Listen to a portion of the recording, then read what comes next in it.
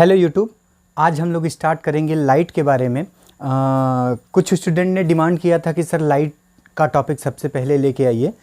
Foundation batch के लिए है ये लाइट वाला टॉपिक, बहुत इंपॉर्टेंट है। और इस लाइट वाले टॉपिक को मैं बिल्कुल फंडामेंटल से स्टार्ट करूंगा और इसको जेई लेवल तक लेके जाऊंगा। जेई, नीट, एम्स जो भी लेवल होगा, जो भी बच्चे लाइट की फाउंडेशन क्लास के लिए भी अगर देखना चाहते होंगे तो इस वीडियो को फॉलो कर लेना। मैं बहुत बेसिक से स्टार्ट करता हूँ। लाइट होती क्या है? Light is a form of energy which propagate in the form of wave. Light energy भी है और वेव के फॉर्म में प्रोपोगेट होती है।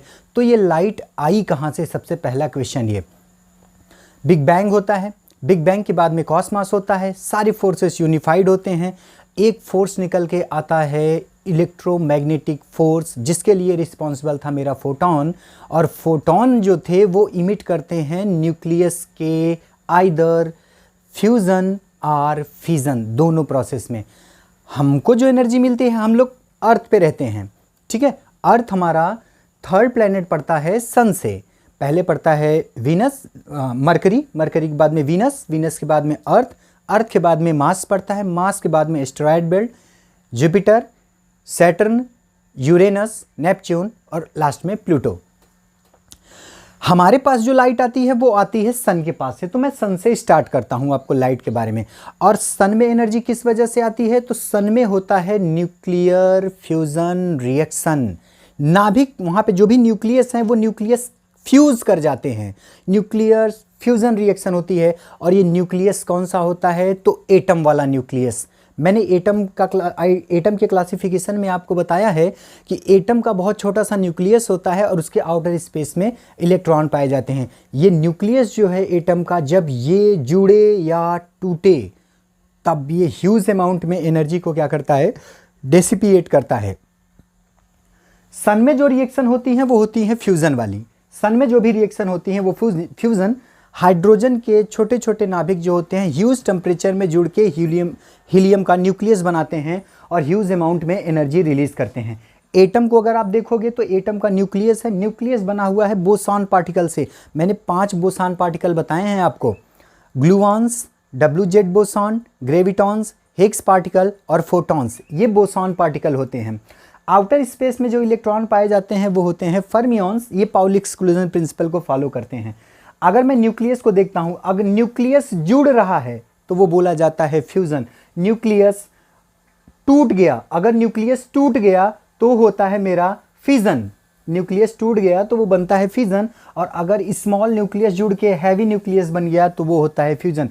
अपने सन में जो भी रिएक्शंस होती हैं वो ये फ्यूजन वाली रिएक्शन होती हैं। हाइड्रोजन के छोटे छोटे जो न्यूक्लियस होते हैं वो ऐड होके हीलियम का हैवी न्यूक्लियस बनाते हैं और उस प्रोसेस में ह्यूज अमाउंट में एनर्जी को रिलीज करते हैं। सन के क्रस्ट का टेम्परेचर, सन के आउटर सरफेस का टेम्परेचर आप मुझे सेंड करना, वीडियो देखना तो ओके।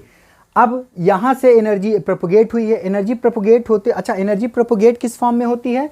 तो ये इलेक्ट्रोमैग्नेटिक वेव के फॉर्म में प्रोपोगेट होती है। और प्रोपोगेट क्या होते हैं? फोटॉन्स।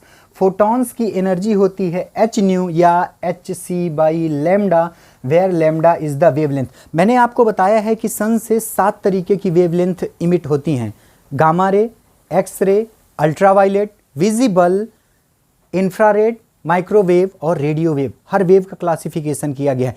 इसमें से भी जो हमको दिखाई देने वाली वेव होती है वो होती है विजिबल। लाइट में हम लोग विजिबल वाले वेवलेंथ की बात करेंगे। और यही विजिबल वाली लाइट को जब प्रिज्म से पास करते हैं तो ये 7 कलर में टूट जाता है। VIBGYOR, violet, indigo, blue, green, yellow, orange, red. Okay, तो वेवलेंथ डिसाइड करती है कलर। विजिबल वाली हमको दिखाई देती है। एनर्जी कितनी होती है? hν।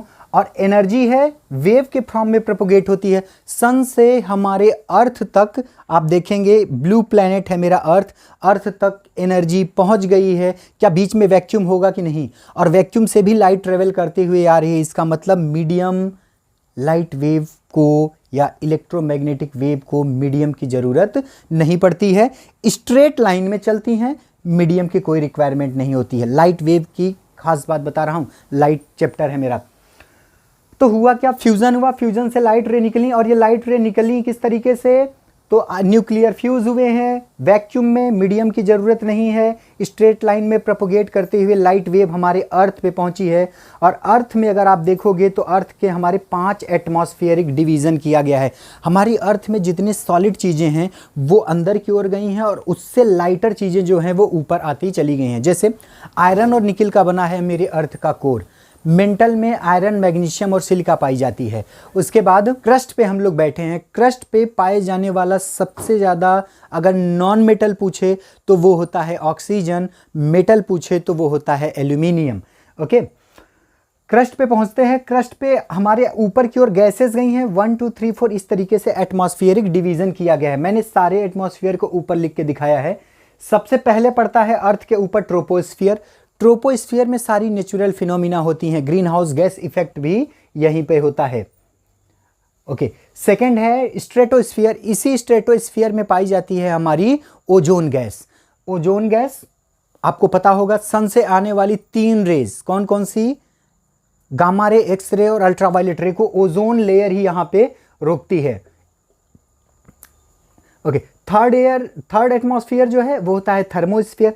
थर्मोस्फियर की बात करेंगे, देखो ओजोन यहाँ पे गैस को ट्रैप कर रही है तो ये टेम्परेचर जो होता है वो बढ़ता जाता है इस रीजन का, थर्मोस्फियर का। इसके ऊपर पाया जाता है आयनोस्फियर। हमारे एटमॉस्फियर में जो सबसे ज्यादा गैस पाई जाती है वो पाई जाती है नाइट्रोजन। किस एटमॉस्फियर में पाई जाती है तो आयनोस्फियर में। और एक्सोस्फियर बाहर वाला स्पेस जो होता है एक्सोस्फियर, लाइट रे कुछ इस तरीके से इंटर करेगी, सबसे पहले एक्सोस्फियर को पार करेगी, फिर आयनोस्फियर, फिर थर्मोस्फियर, स्ट्रेटोस्फियर में 3 रे हमारी रोक ली गई हैं। उसके नीचे ट्रोपोस्फियर में जो आती है वो आती है विजिबल वाली लाइट रे, हमको दिखाई देती है और इसी के बारे में हम लोग बात करेंगे, लाइट के बारे में।